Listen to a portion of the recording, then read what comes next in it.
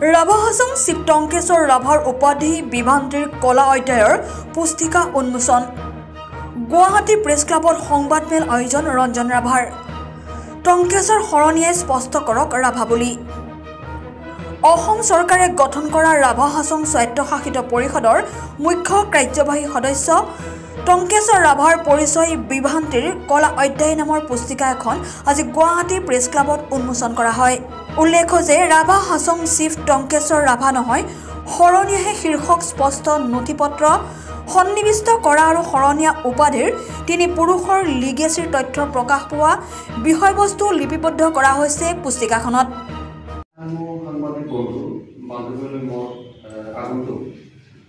Christmas আৰু নতুন বছৰৰ শুভেচ্ছা জনালোঁ। আজি আমাৰ এই প্ৰেছ মিটৰ মুখ্য উদ্দেশ্যই হৈছে আমাৰ ৰাভা হাছং স্বায়ত্ত পৰিষদৰ মুখ্য কাৰ্যবাহী সদস্য শ্ৰীযুত টংকেশ্বৰ ৰাভাৰ পৰিচয় বিভ্ৰান্তিৰ কলা অধ্যায়ৰ এখন আমি কিতাপ আজি ইয়াত মুকলি কৰিম আৰু মুখ্য উদ্দেশ্য হৈছে আমাৰ এই কলা অধ্যায়ৰ মুকলি কৰা আজি আৰু ইয়াৰ লগত মই সংগতি ৰাখি মই বিশেষভাৱে আমাৰ অসম চৰকাৰৰ তেখেতৰ যিটো পৰিচয়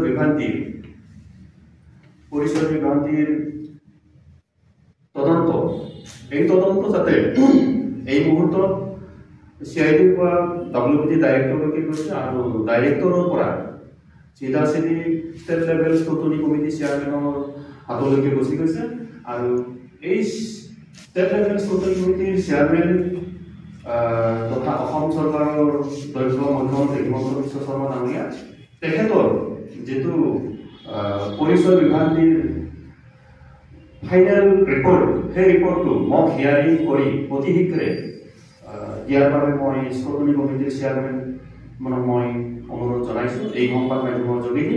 আৰু এতিয়া আমাৰ এই কলা অধ্যায়ৰ যিখন তেখেতৰ পৰিচয় বিভ্ৰান্তিৰ কিতাপ এই কিতাপখন আমাৰ মাননীয় সন্মানীয় বসন্ত ৰাভাদেৱে মুকলি কৰিব।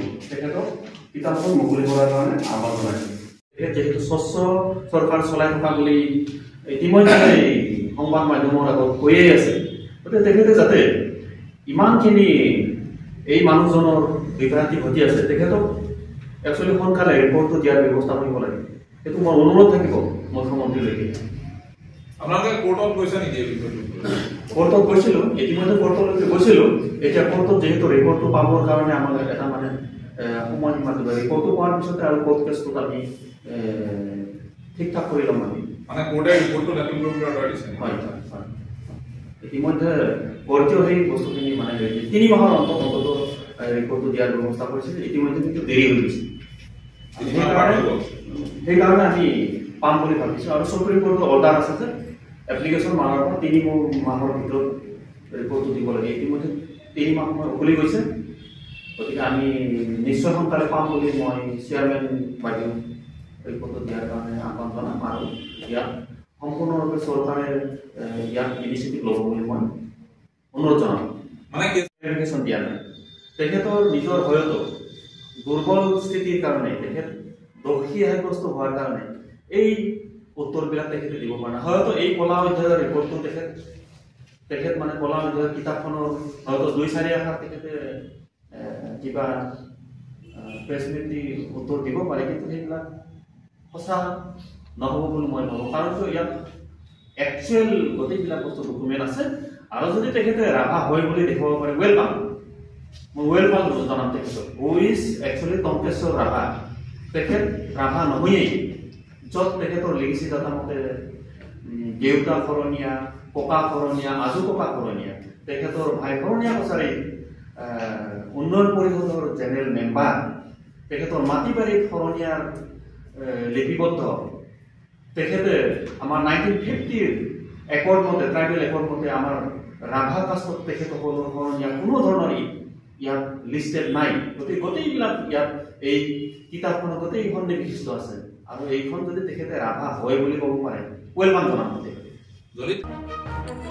গুৱাহাটী প্ৰেছ ক্লাবত টংকেশ্বৰ ৰাভা নহয় শৰণীহে নামৰ পুস্তিকাখন আনুষ্ঠানিকভাৱে উন্মোচন কৰে সমাজকৰ্মী বসন্ত কুমাৰ ৰাভাই।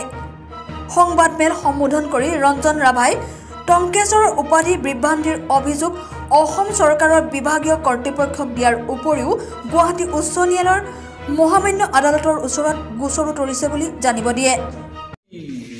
ৰাভা ৰাইজ তথা অসমবাসীক জনাবৰ কাৰণে আমি এই ব্যৱস্থাটো কৰিছোঁ আৰু তেখেতৰ যিটো কেছ যিটো ডিপাৰ্টমেণ্টেল তদন্ত এই মুহূৰ্তত CIDৰ পৰা ডাইৰেক্টৰ WBTলৈকে গুচি গৈছে। WBT ডাইৰেক্টৰৰ পৰা এই মুহূৰ্তত ছেক্ৰেটাৰী WBT বিনীতা পেগু বাইদেউৰ ওচৰলৈকে গুচি গৈছে। যিহেতু তেখেতে ডিপাৰ্টমেণ্টৰ চেয়াৰমেন স্ক্ৰুটনি কমিটিৰ, তেখেতৰ জৰিয়তে এতিয়া ফাইনেল ৰিপৰ্টটো অতি কম সময়ৰ ভিতৰত আমি পাম বুলি আশা কৰিছোঁ আৰু তেখেতক ৰিকুৱেষ্ট কৰিম অতি শীঘ্ৰে ৰিপৰ্টটো দিয়াৰ ব্যৱস্থা কৰিব। আৰু ইয়াৰ লগতে অসম চৰকাৰৰ দক্ষ মুখ্যমন্ত্ৰী হিমন্ত বিশ্ব শৰ্মালৈকেও মোৰ অনুৰোধ থাকিব, যিহেতু তেখেতৰ চৰকাৰখন স্বচ্ছ বুলি কয়, গতিকে এজন অস্বচ্ছ ব্যক্তিক এনেকুৱা ধৰণে বাৰে বাৰে অভিযোগ দিয়াৰ পিছতো কিয় এনেকৈ ৰাখিবলৈ পালে এইটো চিন্তনীয় বিষয়। তেখেতে উচিত বিচাৰ বিবেচনা কৰি এই মানুহজনৰ যিটো অভিযোগ এই খণ্ডন কৰি ৰিপৰ্টটো সোনকালে দিয়াৰ কাৰণে মই তেখেতক অনুৰোধ কৰিম। ইফালে ৰঞ্জন ৰাভাৰ অভিযোগ অসম চৰকাৰে কিদৰে গ্ৰহণ কৰে সেয়াহে হ'ব লক্ষণীয়। বকৰৰ পৰা বিষ্ণুৰাম দাসৰ ৰিপৰ্ট, অপৰূপা টিভি। প্ৰিয় দৰ্শক, আপোনাক অপৰূপা টিভিৰ তৰফৰ পৰা বিনম্ৰভাৱে অনুৰোধ কৰিছোঁ, এই চেনেলটো আপুনি ছাবস্ক্ৰাইব, শ্বেয়াৰ, ফলোইং, লাইক আৰু কমেণ্ট কৰি লগতে কাষতে থকা বেল আইকনটো ক্লিক কৰি আমাক আপুনি সহায় কৰে যেন। আপোনাৰ এই সহায় সহযোগিতাই অপৰূপা টিভি চেনেলটোক জীয়াই ৰখাত বিশেষভাৱে সহায় কৰিব। যদি আপুনি অপৰূপা টিভি চেনেলটোক ফেচবুক, ইউটিউব বা ইনষ্টাগ্ৰামত সদায় চাব বিচাৰে, তেন্তে আপুনি এতিয়াই চেনেলটো ফলোইং, ছাবস্ক্ৰাইব আৰু লাইক কৰি ওচৰতে থকা বেল আইকনটো বজাই দিয়ক আৰু অপৰূপা টিভিক সদায় উপভোগ কৰক। আপোনালোকৰ মৰম আৰু আশীৰ্বাদে অপৰূপা টিভিক আগুৱাই যোৱাত যথেষ্ট সহায় কৰিব। আমি সদায় প্ৰতিশ্ৰুতিবদ্ধ, ৰাইজৰ পক্ষত থাকি ৰাইজৰ হকে আৰু সমাজৰ উন্নতিৰ হকে কাম কৰি যাম।